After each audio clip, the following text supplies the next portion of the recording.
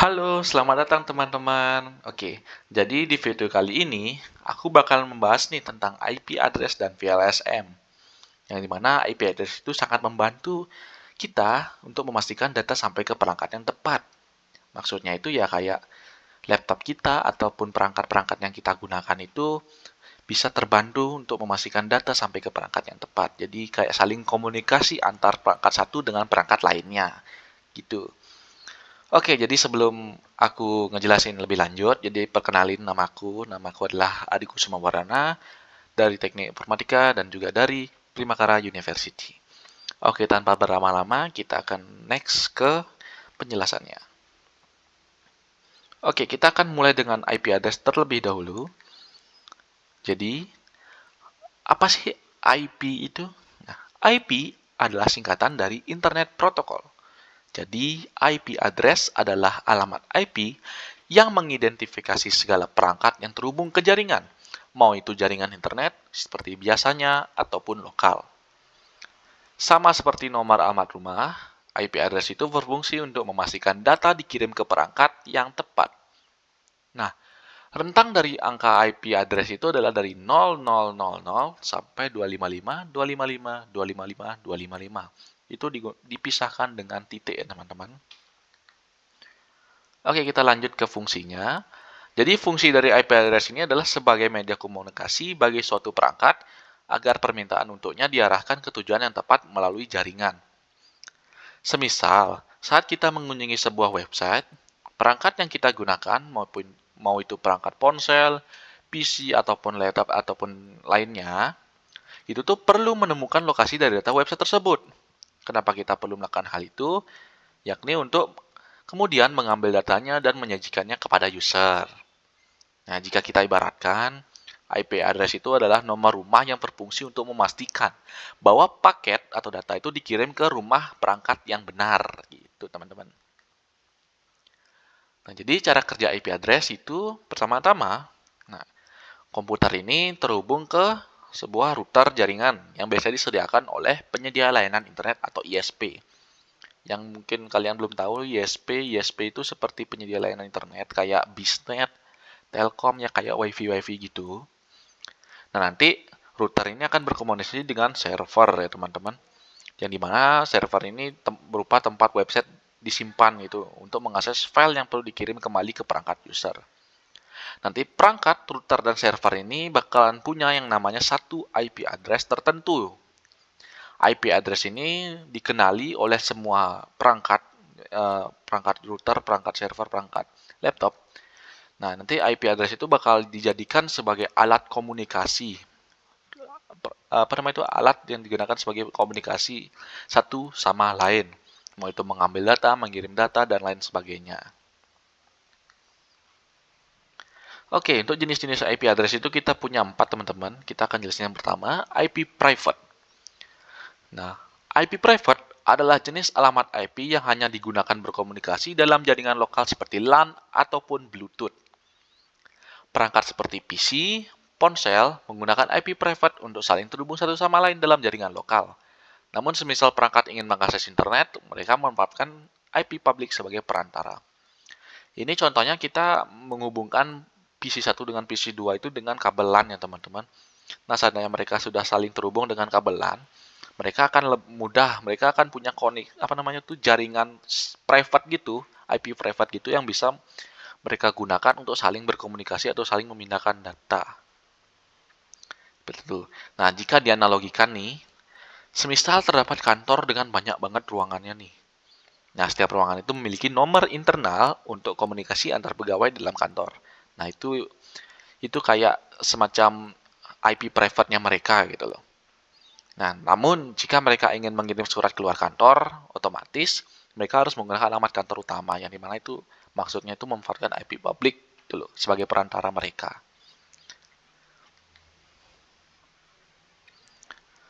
Habis itu IP public.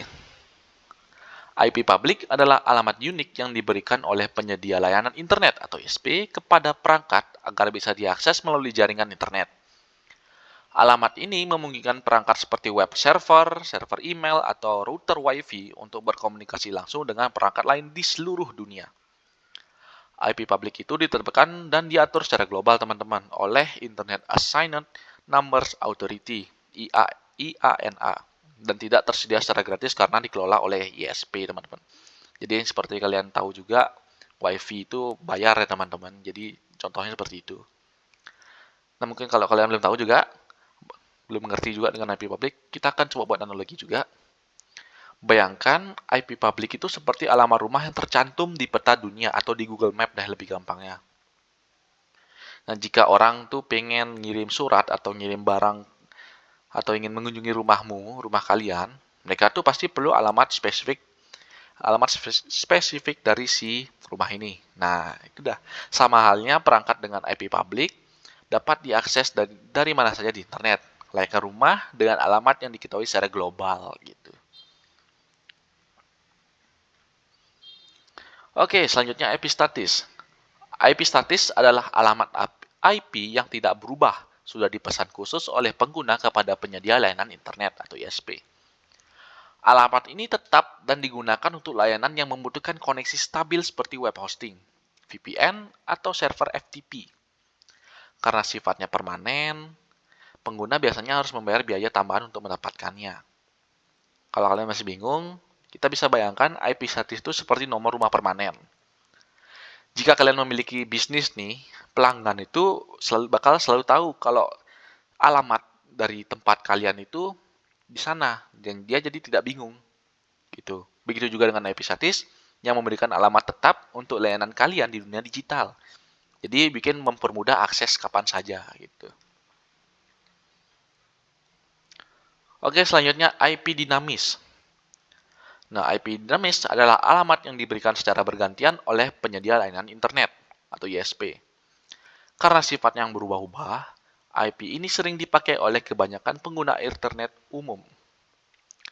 Nah, tujuan dari IP dinamis ini adalah untuk menghemat penggunaan alamat IP, mengingat jumlahnya yang semakin terbatas, teman-teman.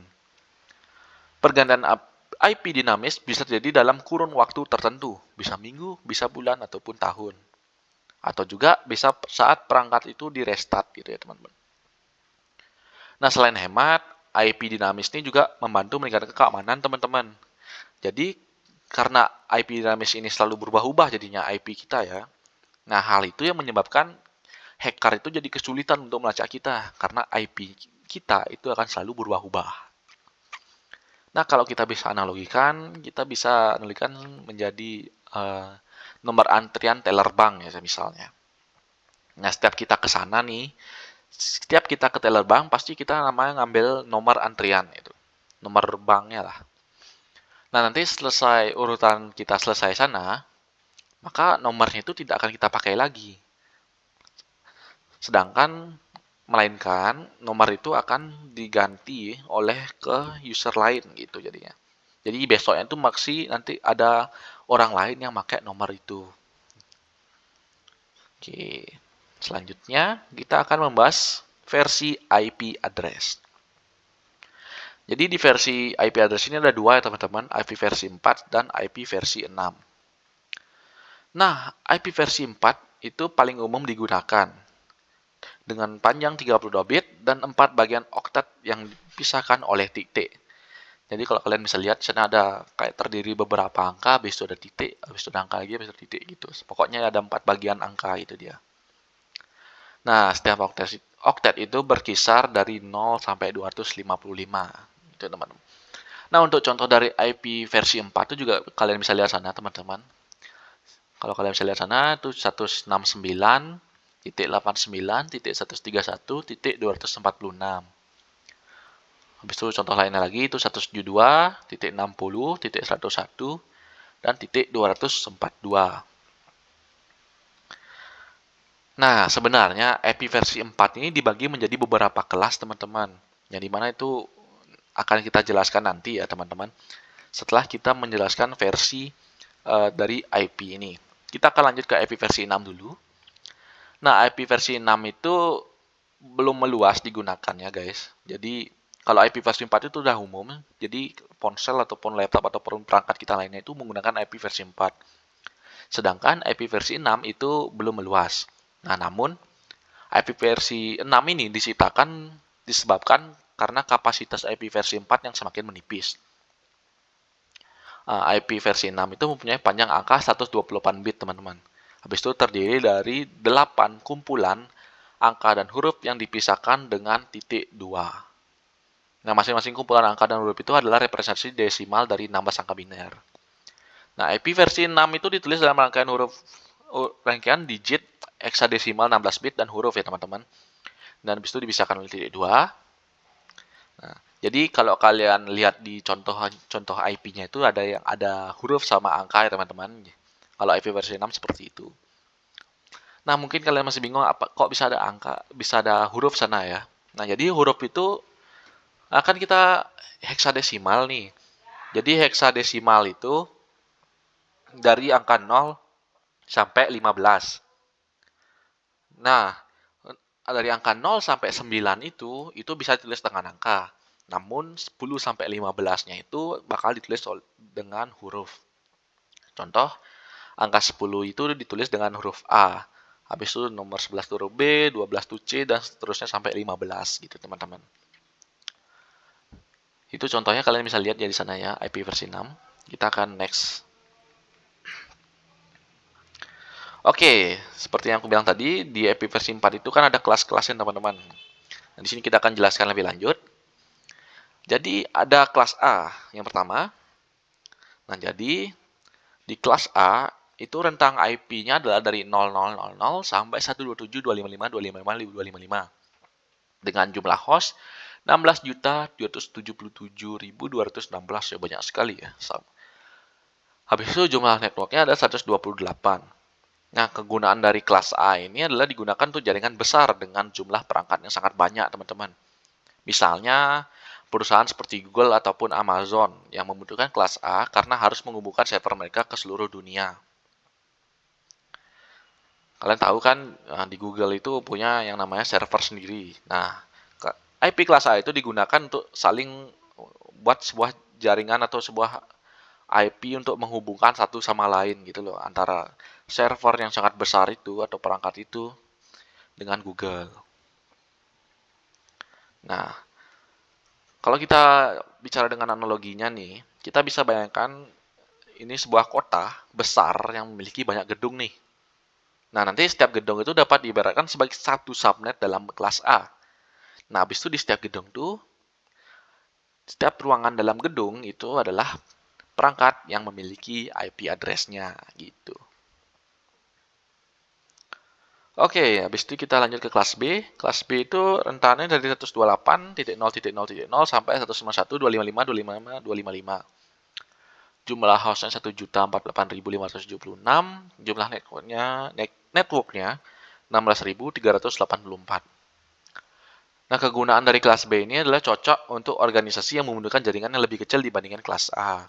Tetapi tetap besar seperti jaringan universitas yang mencakup ribuan komputer di berbagai kampus. Kita bisa bayangkan nih sebuah universitas dalam banyak fakultas.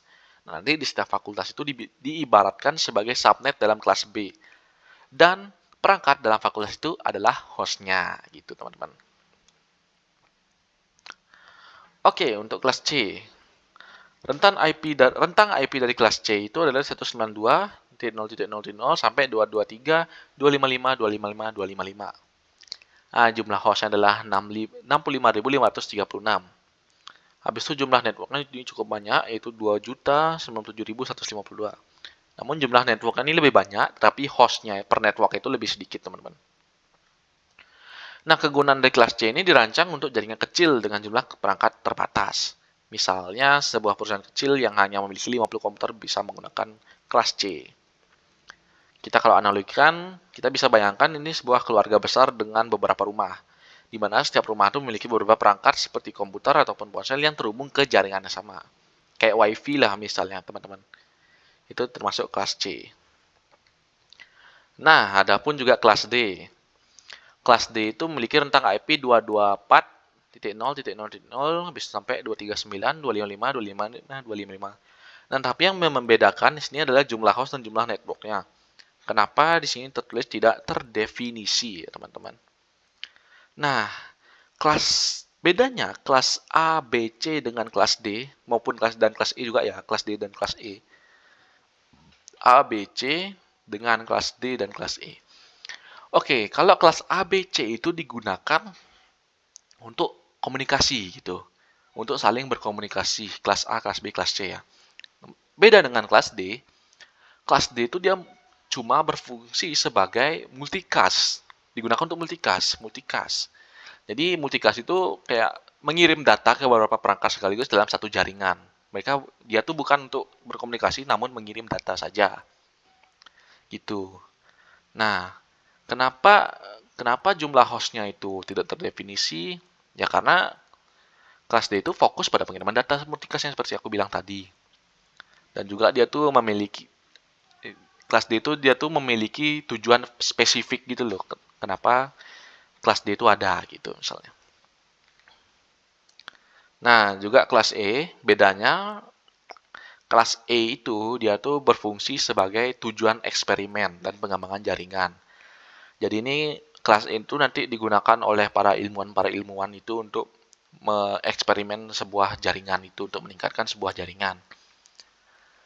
Nah, untuk rentang IP dari kelas E itu adalah 240.0.0.0 sampai 255, 255, 255, 255. Yang dimana itu maksimalnya ya teman-teman. Nah, ini perbedaan masing-masing kelasnya teman-teman. Bisa kalian lihat di sini. Ini ini adalah rangkuman dari sebelumnya, dari penjelasan sebelumnya. Jadi intinya apa namanya itu kelas A itu jumlah hostnya sangat banyak, kelas B nanti ke kelas A ke kelas E itu semakin sedikit jumlah hostnya, jumlah networknya pun semakin mengurang, kegunaannya pun semakin kecil. Itu untuk contoh-contohnya itu juga bisa dilihat di sana. Kalau kelas A itu seperti ISP, kelas B itu universitas atau instansi besar, kelas C itu rumah atau kantor. Nah, kelas D, kelas E sendiri yang sedikit berbeda. Kelas D untuk multicast, yang mana itu adalah mengirim data secara bersamaan ke seluruh perangkat, ke semacam-macam perangkat gitu. Biasa digunakan pas streaming ataupun live conference. Sedangkan untuk kelas E itu biasa digunakan untuk penelitian ataupun eksperimen jaringan, teman-teman. Oke, kita mulai masuk ke VLSM nih, teman-teman. Jadi, apa sih itu VLSM? Nah, jadi VLSM adalah teknik subnetting yang memungkinkan penggunaan panjang subnet mask yang bervariasi dalam satu jaringan IP untuk mengoptimalkan penggunaan alamat IP. Konsep dasarnya adalah membagi jaringan IP menjadi subnet yang lebih kecil dengan ukuran yang disesuaikan dengan kebutuhan jumlah host di setiap subnet. Untuk lebih mudah memahaminya, bayangkan kalian tuh memiliki satu alamat rumah, seperti alamat IP yang ingin kalian bagi untuk beberapa keluarga. Setiap keluarga itu memiliki jumlah anggota yang berbeda-beda. Dengan menggunakan VLSM, kalian tuh bisa memberikan rumah dengan ukuran berbeda untuk setiap keluarga sesuai dengan jumlah anggotanya. Keluarga yang banyak anggotanya mendapatkan rumah yang lebih besar, sedangkan keluarga yang sedikit anggotanya akan mendapatkan rumah yang lebih kecil. Nah, dengan cara ini nanti itu tidak ada rumah yang terlalu besar ataupun terlalu kecil dan ruang yang tersedia bisa digunakan dengan lebih efisien gitu ya. Oke, untuk konsep FLSM ya, VLSM. Yang pertama itu ada subnetting, teman-teman. Nah, subnetting itu membagi jaringan besar menjadi subnet yang lebih kecil, sehingga setiap subnet bisa disesuaikan dengan kebutuhan jumlah host. Nah, dalam VLSM, proses ini dilakukan berulang untuk menghasilkan subnetwork dengan ukuran berbeda, memaksimalkan efisiensi pengalaman IP. Teman-teman. Habis itu ada subnet mask. Nah, di subnet mask ini, kita tuh memisahkan alamat IP menjadi bagian network dan host. VLSM mendukung penggunaan subnet mask berbeda untuk setiap subnet, sehingga nanti sesuai dengan jumlah host yang dibutuhkan tanpa membuang range alamat IP. Jadi tidak akan terbuang sia-sia gitulah range-nya. Oh, saya kelupaan satu, supernetting. Nah, untuk supernetting sendiri adalah menggabungkan beberapa jaringan kecil menjadi satu jaringan besar. Meskipun VLSM itu berfokus pada pembagian subnet, supernetting itu akan membantu mengurangi tabel routing dalam topologi besar seperti jaringan Cisco dan VLAN gitu, teman-teman. Oke, subnetting VLSM. Jadi di sini nanti kita bakal abis ini kita akan bakal coba praktek ya. Coba kita akan ngambil nanti studi kasus gitu. Kita akan melakukan subnetting VLSM. Oke, jadi di sini kita akan pakai studi kasus seperti ini teman-teman. Yang dimana gedung 1 itu memerlukan nama 1000 host, gedung 2 itu 500 host, gedung 3 itu 100 host, dan ruang server itu 2 host. Jadi kita harus perlu ngebagi-bagi IP-nya ya teman-teman, mana IP network, mana IP range, IP client atau IP host itu, dan mana IP broadcast dan subnet mask-nya. Oke, jadi kita punya awan IP adalah 172.16.0.0 dengan prefix 16. Oke, sebelum kita mulai, aku bakal nunjukin satu tabel ini. Ini adalah tabel yang sangat membantu bagi saya. Yang dimana di sini kita akan lebih mudah untuk mengetahui prefix ataupun subnet mask-nya berdasarkan hostnya ya. Semisal kalau kita ada 1000 host nih, kita akan tinggal nyari yang lebih dari 1000, yang mendekati 1000 tapi lebih dari 1000 gitu. Jadi mana itu adalah 1022 ya teman-teman, 1022. Dan subnet mask adalah 255.255.252.0 ataupun prefixnya adalah /22 gitu. Makanya aku pakai ini untuk jadi pembantu ya teman-teman. Oke, kita coba mulai aja. Ntar kita hapus dulu. Ini orang-orekku sebelumnya teman-teman. Kita hapus dulu. Oke. Kita akan mulai dari gedung 1 dulu ya teman-teman, karena dia adalah host yang paling banyak ya. Jadi cara pertama itu adalah kita tulis dulu. Kita perlu nyari yang namanya jumlah dari range-nya gitu. Caranya adalah kita tulis IP default terlebih dahulu yang dimana itu 255.255.255.255 maksimalnya ya. Nah, cara kita untuk mencari mencari jumlah range-nya itu, kita harus mengurangin subnet mask ini dengan subnet mask berdasarkan host-nya. Misal 1000 host nih, sini ada 1000 host ya. Kita harus mencari yang lebih dari 1000, lebih dari sama dengan 1000 gitu. Lebih dari sama dengan 1000, kalian ngerti lah. Jadi kalau kalian bisa lihat di sini ada yang 1022 teman-teman, yang dimana itu lebih dari sama dengan 1000 ya. Kita akan tulis sini, kita akan pakai subnet mask-nya ya. Jadi kita akan coba tulis dulu subnet mask-nya. Kita coba lihat tadi berapa aja? 255.252.0 ya. Jadi di sini kita akan tulis di sini 0. Di sini 252 gitu ya. Oke, nah di sini kita akan kurangin nih teman-teman. Bentar, kita akan nyari pulpen. Oke, di sini kita kurangin nih. Kita akan kurangin 255 ini dengan subnet mask yang berdasarkan hostnya ya. Oke, ini bukan jumlahnya, sorry. Kita akan sebagai gini aja. Nah, jadi berapa sih hasilnya teman-teman? Oke, kita akan tulis hasilnya. 255 dikurangi 255 adalah 0. 0.0, 255 kurang 252 adalah 3 ya teman-teman. Habis itu 255 dikurangi 0 adalah ya 255 gitu. Ini dikurangin ini, dikurangin ini, dikurangin ini, dikurangin ini gitu. Jadi hasilnya segini teman-teman untuk pengurangannya. Nah, kita sudah dapat nih jumlah range-nya. Nah, sekarang yang kita perlu cari itu adalah IP network, IP broadcast dan IP host-nya atau IP client-nya lah. Oke, jadi caranya adalah kita akan tulis ulang nih IP yang kita punya, yaitu 172.16.0.0. Oke, sini sudah kita tulis. Ini kita besarin dikit ya teman-teman. Nah, setelah sini. Nah, setelah ini cara kita dapetin range-nya itu adalah dengan cara kita tambah dengan ini. Ini kita tambah dengan ini gitu. IP yang kita punya kita tambahkan dengan hasil pengurangan dari subnet mask yang tadi. Oke, kita coba kurangin ya teman-teman. Kita kurangi. Oh, ini sudah Chandra. Sorry, ditambah ya teman-teman, bukan dikurangi. Jadi di sini kita akan tambahin 172 ini dengan 0.0.3.255. Nah, kita tinggal tambahin aja sekarang berapa kira-kira hasilnya. Hasilnya kita coba 172 ditambah 0 berarti 172 tetap. 16 ditambah berapa tadi? 0 ya. Oh, tambah 0 itu adalah 16. Nah, habis itu 0 ditambah 3 ya adalah 3, habis itu 0,25 ya 255. Nah, setelah kita mendapatkan ini, kita sudah tahu sebenarnya sih yang mana sebenarnya IP network dan IP broadcast-nya. Jadi, IP network itu adalah IP yang paling pertama ya di satu jaringan itu, satu gedung itu. Jadi, kalau kita membahas tentang IP yang paling pertama, otomatis IP IP networknya itu adalah yang paling pertama adalah 172.16.0.0 gitu ya teman-teman. Ini berarti IP yang paling pertama teman-teman. Aduh kok tulisnya kecil, oke kita besarin. Nah sudah dapat, kita cari IP broadcast-nya ini. IP broadcast-nya itu adalah IP terbelakangnya, IP terbelakang dari gedung itu. Jadi, kalau kalian bisa lihat, IP terbelakang yang kita dapatkan adalah yang ini teman-teman ya.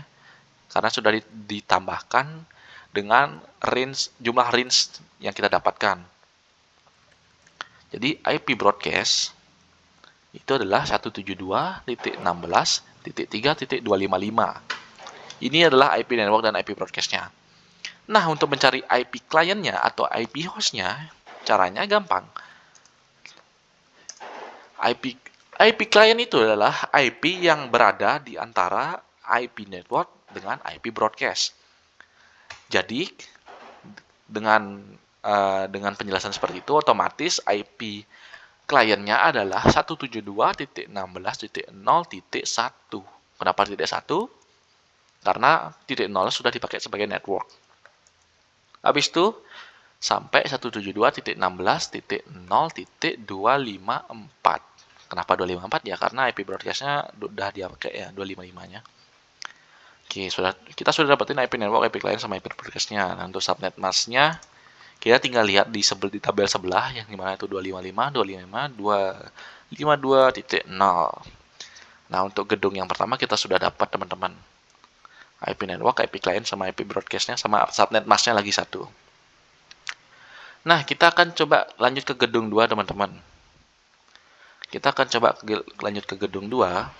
Kita akan ulangi caranya lagi ya teman-teman, dari kita subnet mask ini melakukan pengurangan, habis dilakukan penambahan di sini, dan kita akan nanti dapat hasilnya. Oke, kita coba ulang aja. Ini kita coba pakai lagi sebagai gini. Nah, kita tulis lagi awalnya kita adalah 255, 255, 255, 255. Nah, selanjutnya kita perlu tahu nih, 500 host, berarti harusnya lebih dari 500, lebih sama dengan dari 500. Lebih dari sama dengan 500 gitu lah. Yang terlihat di sini adalah 510 ini teman-temannya, yang 510 yang prefixnya 23. Kita di sini lihat berapa subnet masknya, 255, 255, 254.0. Oke, kita tinggal tulis lagi di sini. Berarti 255, 255, 254.0.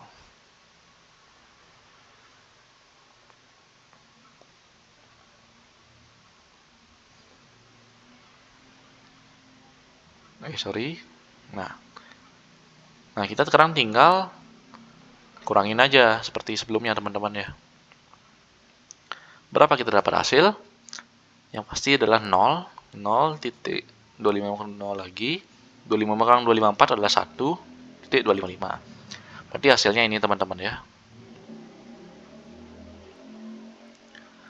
Oke, setelah kita dapat ini, kita akan lanjut ke sesi yang ini. Sesi selanjutnya ya, ke cara selanjutnya. Kita akan, sebelum kita lanjutkan, kita note dulu. Nah, jadi IP yang akan kita pakai nanti di bagian ini nih, bagian ini yang di gedung B, itu bukan yang ini kita pakai ya. Karena IP yang gedung B itu adalah IP setelahnya gedung A. Gitu teman-teman.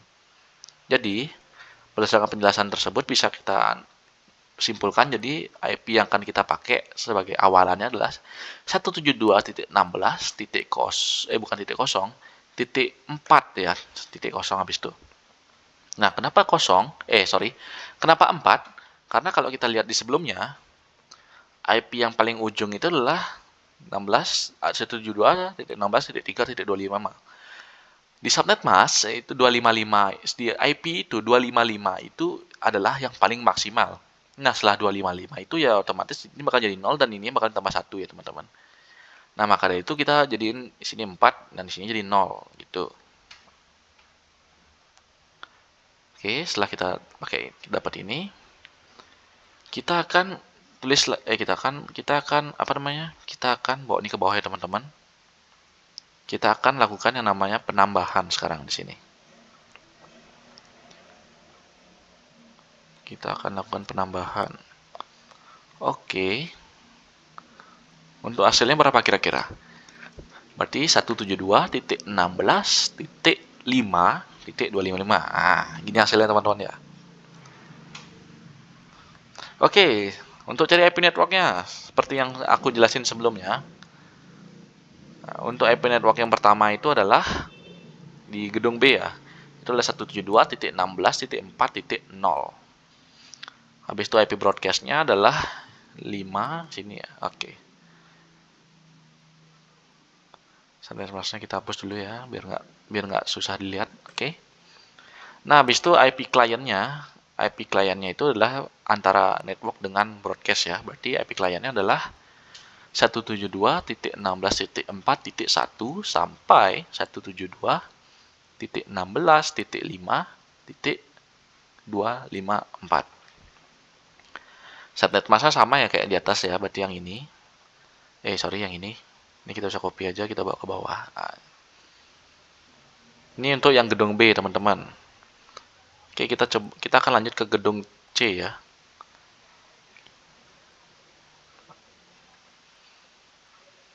Oke, bentar. Kita akan pakai subnet awal dulu ya, 255 itu lagi. Nah, oke. Kita sekarang cari dia itu adalah 100 host ya, yang gedung 3. Yang gedung 3 itu 100 host. Jadi kita akan cari yang 100 host, teman-teman. Nah, ini yang lebih dari sama dengan 100 host ya adalah 126 ini ya, teman-teman. Yang prefixnya 25. Oke, kita akan salin ini subnet masknya, berarti 255, 255, 255, 128. Kita tulis di sini. Ini berarti yang belakangnya ya berubah ya, 128. Nah, habis itu di sini kita akan lakukan pengurangan, teman-teman. Pengurangan. Berapa berarti hasilnya?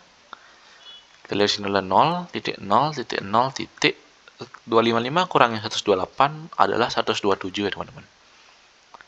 Oke, jadi hasilnya segini ya untuk jumlah range-nya. Kita akan lanjut. Oke, seperti biasa kita untuk IP yang ini, IP awalan untuk gedung C itu bakal setelahnya IP gedung B ya. Jadi kita akan bisa tulis seperti ini. 172.16. Sorry, saya lupa. 16 nah karena di sana ada 25 berarti kita akan lanjut ke 6 ya. Titik 0. Oke.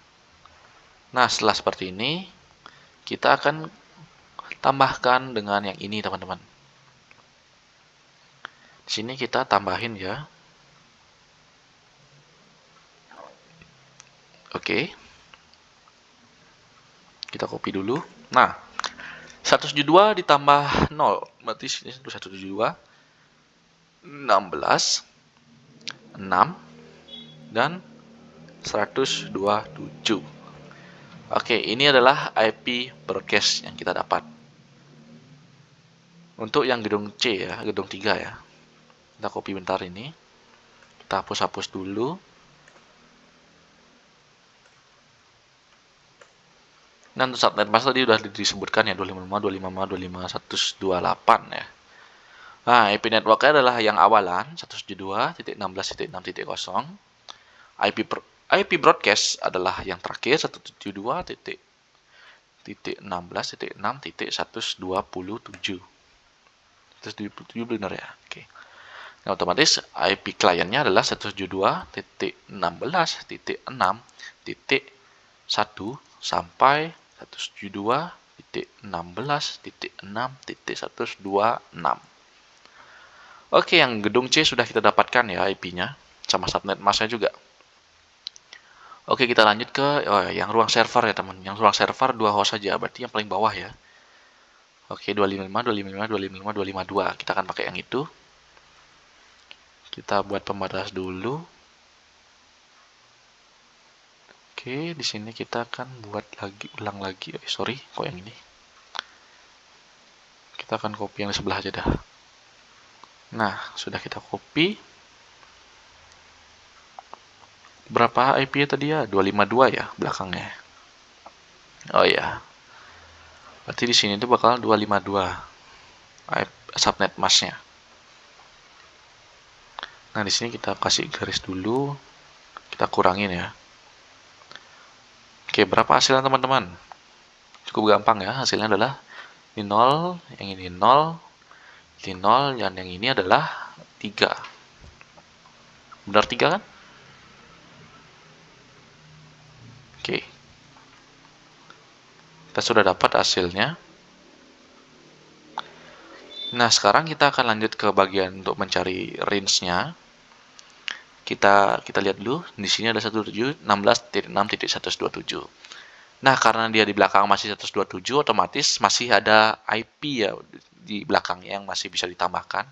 Jadi kita tidak usah merubah yang angka 6 yang ini. Jadi kita tinggal mengubah yang 127-nya aja. Oke, jadi ini kita copy dulu. Jadi 172, sorry. Titik 16, titik 6, titik 128. Oke, ini kita akan tambahkan dengan ini. Kita akan tambahkan IP yang di atasnya. Kita kasih garis di sini. Sorry. Oke. Nah, berapa hasilnya teman-teman? 172.16.6.31. Nah, kita sudah dapat nih. Nah, kita tinggal nyari yang ini aja. Oke, kita hapus-hapus dulu seperti biasa. Terus subnet masknya kita udah dapat tadi ya, 255.252. Oke. Untuk IP networknya kita tulis lagi 72.16.6.128. IP broadcast 72.16.6.131. Nah, IP kliennya otomatis adalah 172.16.6.129 sampai 172.16.6.30. Terus 30, sorry. Oke. Nah, oke teman-teman, ini sudah berhasil teman-teman kita menentukan IP network, IP client, IP broadcast, dan subnet mask dari semua gedung dan ruang server. Ini adalah teknik VLSM ya, di mana jadinya kita lebih efisien untuk menempatkan IP-nya. Yang mana untuk menempatkan IP broadcast, yang mana IP network, yang mana IP client, agar nanti di IP-IP tersebut tidak terbuang sia-sia, tidak. Gitu teman-teman. Oke, jadi sekian dari aku ya teman-teman untuk subnetting VLSM-nya dan penjelasan IP address-nya. Semoga teman-teman terbantu dari penjelasanku. Sekian dan terima kasih teman-teman.